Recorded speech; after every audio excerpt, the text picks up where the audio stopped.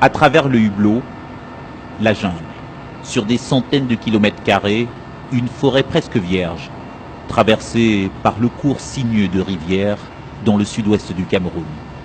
Une des deux régions anglophones du pays, celle qui est désormais au cœur d'une guerre larvée près de la frontière avec le Nigeria.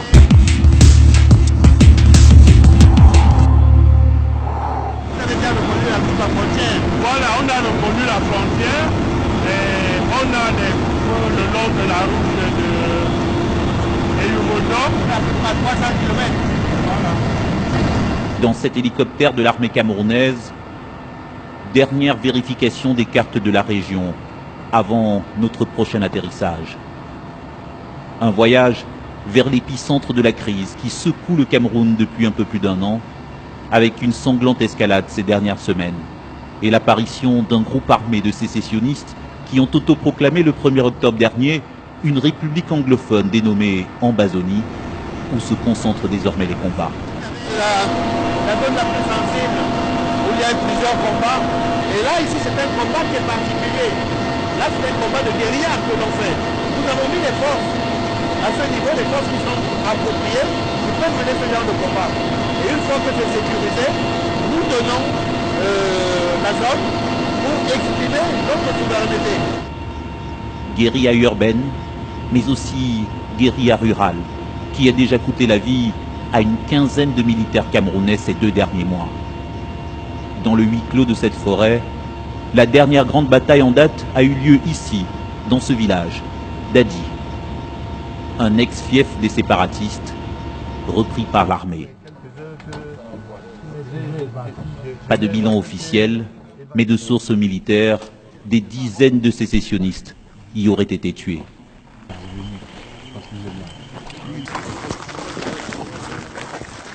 Dans la cour de ce qui fut un centre d'instruction pour miliciens anglophones de l'Ambazonie, voici les dernières armes retrouvées par les militaires dans ce village ratissé depuis maintenant plusieurs jours. Des fusils de chasse, plutôt très répandus dans cette région. Vous voyez des armes de fabrication artisanale, ils ont des armes de guerre également. Ici, nous avons trouvé ces armes par centaines dans ce village. C'était des armes essentiellement orientées vers les forces de défense et de sécurité, et utilisées par l'armée qui était en train d'être mise sur pied par ces assaillants. C'est une arme dangereuse. Si vous n'êtes pas protégé, dans les 20-30 mètres, c'est un carnage. Depuis sa reconquête par l'armée camerounaise début décembre, Dadi s'est vidé de tous ses habitants, tous ayant fui au Nigeria voisin, souvent par peur de représailles de l'armée. Un village fantôme, sous la chape d'un lourd silence. Seule présence civile parmi les militaires, celle de cette femme âgée, malade et malentendante, abandonnée ici après la fuite des autres habitants. Quelques mètres plus loin, dans une maison proche, une autre octogénaire, elle aussi laissée dans le village déserté, nourrie au quotidien par les rations de l'armée et désespérée par la tournure prise par la crise. J'ai le cœur brisé, je prie Dieu et je lui demande de faire en sorte que tous ces problèmes s'achèvent et que tout le monde puisse retrouver sa tranquillité, qu'on ait à manger ou pas, que chacun puisse rester chez soi. Je prie pour ça. Dadi, un bourg devenu un symbole, celui de la première tentative d'occupation militaire du territoire camerounais par les séparatistes de l'Ambazonie. C'est sur cette place qu'a été tournée il y a quelques semaines une vidéo produite par les séparatistes anglophones. Une vidéo qui montrait un responsable militaire de la République autoproclamée d'Ambazonie qui passait en revue des troupes. Un document qui a officialisé la présence d'un groupe armé bien décidé à s'en prendre au symbole de l'État du Cameroun dans cette partie du pays. Mais depuis, sur cette place, le drapeau camerounais flotte à nouveau. Sur la désormais fameuse vidéo, le drapeau de l'Ambazonie sur fond bleu et blanc avec 13 étoiles. Un pays encore imaginaire, mais pour lequel les sécessionnistes ont déjà leur hymne.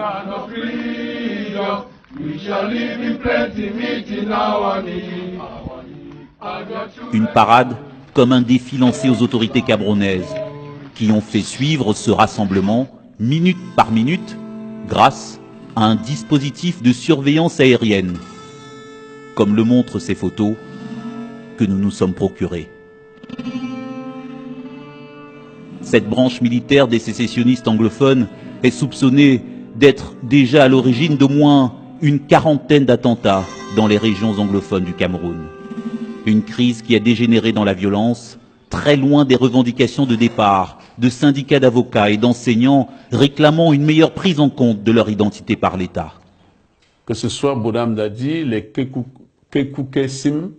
Neutraliser ces milices des séparatistes anglophones radicalisés, l'obsession du général Melingui, commandant militaire de la région, en quête quotidienne de renseignements face à un ennemi insaisissable. Nous savons qu'ils sont entraînés par des étrangers, notamment quelques mercenaires blancs, je ne donnerai pas la nationalité, et il y a aussi quelques Camerounais, quelques déserteurs de notre armée qui les ont rejoints et qui forment ces gens-là. Ça risque de se transformer vraiment en un conflit complètement asymétrique où on fait face pas à une armée régulière, mais à des hordes qui sortent de gauche à droite et qui viennent faire quelques coups d'éclat, puis ils replient donc dans leur base arrière. Il y a un qui est en bas, l'autre, le deuxième. Sur le terrain, la riposte s'organise face à ce nouveau front terroriste désigné comme tel par le gouvernement camerounais. Et pour y faire face, des patrouilles mixtes police-armée chargées de veiller sur la création de nouveaux postes de combat le long de cette piste qui mène au Nigeria. Un pays voisin servant de base arrière aux séparatistes qui y ont trouvé un repli au milieu de 7000 réfugiés camerounais déjà officiellement recensés par les Nations Unies de l'autre côté de la frontière. C'est cette route qui mène au Nigeria. C'est sensiblement 2,5-3 km. Avant-hier, il y a eu une infiltration dans le village. Et certainement, c'est ceux qui sont partis avec des armes. Quand il y a des infiltrations, ça veut dire que c'est une attaque. Ils venaient comme ça nous surprendre, mais ils n'ont pas eu le courage de nous affronter. On les a dispersés, on les a repoussés. Si des milliers d'anglophones ont fui les villages de la zone frontalière, certains pour échapper à la répression anti-indépendantiste des derniers mois qui a fait plusieurs dizaines de morts, d'autres habitants ont choisi de rester, comme ceux-là, regroupés autour de leur chef traditionnel, devenu anti-sécessionniste et dont le discours illustre la division des anglophones au sujet de l'Ambazonie. Ambazonie pour nous, c'était quelque chose qui venait avec un vent très fort. Mais après, on a vu que c'est un mirage. On ne croit plus à ça. C'était un rêve qu'on se disait, il y a quelqu'un qui est hors du pays, qui va venir avec beaucoup de choses. On ne l'a jamais vu, on ne sait pas comment il est. Aujourd'hui, des leaders d'Ambazonie qui vivent tous en exil ou en semi-clandestinité, 3 mois après la proclamation symbolique de leur république virtuelle. Quant aux activistes de la diaspora, ils ont choisi des pays sûrs, comme l'Afrique du Sud. Mais ici, dans les bastions séparatistes des régions anglophones du Cameroun, comme à Kumbo, les partisans de la sécession restent convaincus du bien fondé d'une séparation d'avec la partie francophone. Ce jeune homme a participé comme élève à une manifestation pro-indépendance au cours de laquelle il a reçu une balle dans la poitrine. Mais il reste persuadé d'avoir un bien meilleur avenir et plus de chances de trouver du travail dans un futur pays anglophone tant fantasmé. Je souhaite que l'Ambazonie devienne un pays parce que nos frères et sœurs sont allés à l'école, ils ont obtenu des diplômes et n'arrivent pas à trouver du travail. Et même quand ils candidatent à un poste, ils ne sont pas retenus parce qu'ils sont des anglophones. Alors que pour les francophones, c'est plus facile de décrocher un job. Voilà pourquoi nous voulons quitter le Cameroun et devenir indépendants. Les gens d'Ambazonie veulent se séparer de la République, mais les francophones ne veulent pas que ça arrive. Donc nous devons nous battre pour obtenir ce départ. Sécession, retour au fédéralisme ou alors décentralisation. Voilà plus d'un an que le débat agite la société civile et la classe politique camerounaise, avec en première ligne des députés anglophones de l'opposition comme Joseph Wirba, une figure controversée du Parlement qui a décidé de boycotter l'Assemblée.